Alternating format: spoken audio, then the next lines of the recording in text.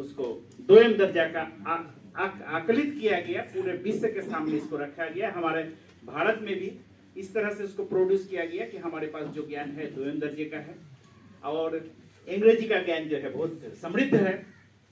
उसको तो क्लर्क चाहिए था, इसीलिए क्लर्क किस तरह से करे उस रोट लर्निंग, और जो ज्ञान था वो मैंने इंग्लिश अनिवार्य करा दिया गया। अभी भी आप देख सकते हैं कि इंग्लिश में जो स्थिति है, कुछ लोग अगर बहुत अच्छा इंग्लिश बोलते हैं, बाकी चीज जीरो रहे, लेकिन वो बहुत अच्छा माना जाता है। जो सो कॉल्ड हमारे प्राइवेट स्कूल में जो देख रहे हैं, जबकि आज भी सरकारी सिस्टम जो है फेलियर नहीं है। इसका प्रमाण हम देख सकते हैं कि सरकारी स्कूल से ही सभी स्तर पर बच्चे पहुंच रहे हैं। आज भी आईएएस भी बनते हैं, बड़े बड़े टेक्नोलॉजी में या फिर बड़े बड़े इंजीनियरिंग कॉलेज में, आईआईटी में, आईआईएम में, सब में जा रहे हैं सरकारी स्कूल का सिस्टम।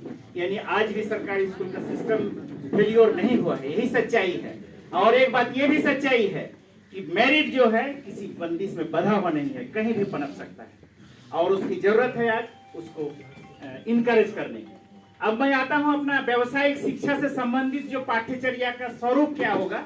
एनसीएफ 2023 में जो पाठ्यचर्या स्वरूप व्यावसायिक शिक्षा से संबंधित दिया गया है, उसके बारे में मैं थोड़ा सा बताऊं। लास्ट सेशन जो होता है बड़ा टफ होता है या फिर बड़ा चैलेंजिंग होता है, क्योंकि किन्हीं का ध्यान नहीं जाता है लास्ट सेशन में, स्वाभाविक है।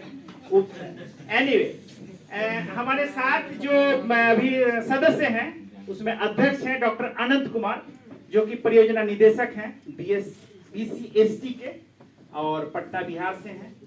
उनका कई जगह इसमें हम लोग ले रहे हैं। इसका कंटेंट क्या होगा, तो इसमें भूमिका है, व्यावसायिक शिक्षा के लक्ष्य क्या है, व्यावसायिक शिक्षा के दृष्टिकोण क्या है, व्यावसायिक शिक्षा के दृष्टिकोण के उद्देश्य क्या है, क्षमता एवं कौशल के बीच अंतर की समझ, कार्य के विभिन्न रूप, व्यावसायिक शिक्षा की चरणवार अभिकल्पना, बिहार में व्यावसायिक शिक्षा है तो वर्तमान चुनौतियां, व्यावसायिक शिक्षा के ज्ञान की प्रकृति। नेक्स्ट, भूमिका में जो अभी मैं बताया वो सब है। मुझे लगता है कि टाइम का ये है, फिर भी मैं जस्ट एक बार ये कर लेता हूँ। इसका आगे का जो ये है पाठ्यचर्या आधारित लक्ष्य एवं दक्षताएं, व्यावसायिक शिक्षा के विषय वस्तु के चुनाव, कार्य के विभिन्न रूपों में विषय वस्तु के चुनाव के सिद्धांत, चरणवार कार्य के विभिन्न रूपों में से विषय वस्तु का उदाहरण, चरणवार कार्य के विभिन्न रूपों में विषय वस्तुओं का आधारित मटेरियल्स एवं टूल्स के चुनाव के उदाहरण, मध्य विद्यालय चरण हेतु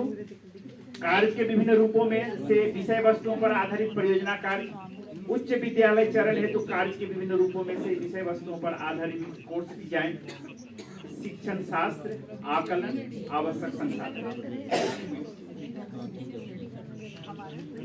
अभी जो हमारे सामने जो कथन है, एक सकारात्मक कथन इसको कह सकते हैं, और ये सिर्फ हम ही लोग नहीं जानते हैं। यदि कहने का मतलब सिर्फ बिहार के लोग बिहार में ही ये चीज नहीं जानते हैं, दूसरे स्टेट में भी लोग ये कहते हैं कि बिहार से ही सबसे ज्यादा आईएएस आते हैं।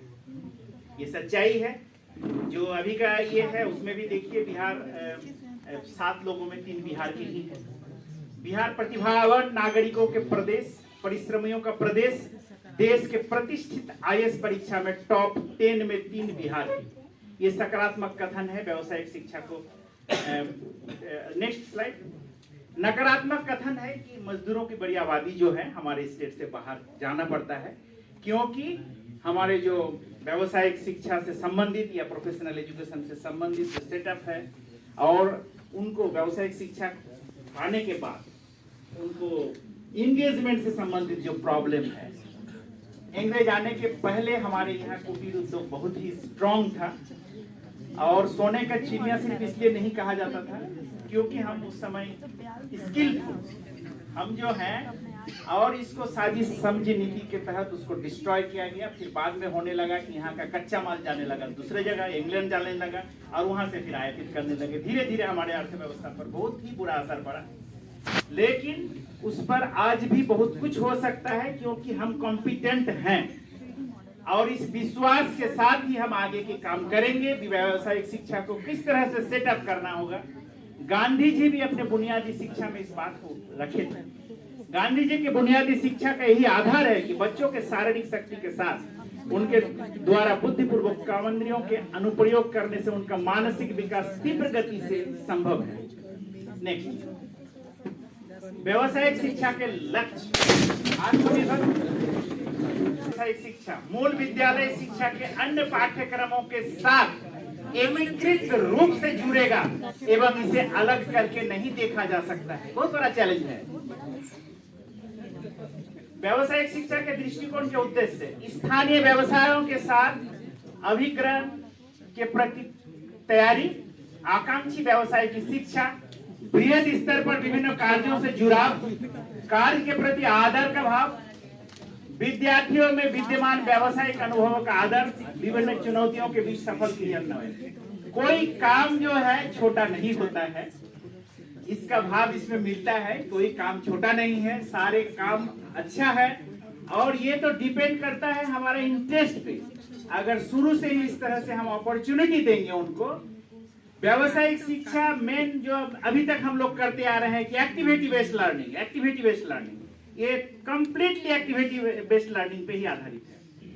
और ये अगर अपॉर्चुनिटी उनको मिलेगा हर तरह का एक्टिविटी करने का, तभी ना एटीट्यूड हम जान पाएंगे।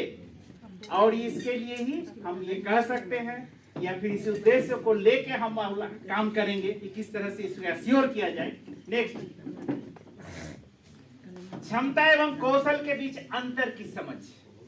क्षमता और कौशल, कैपेसिटी और स्किल।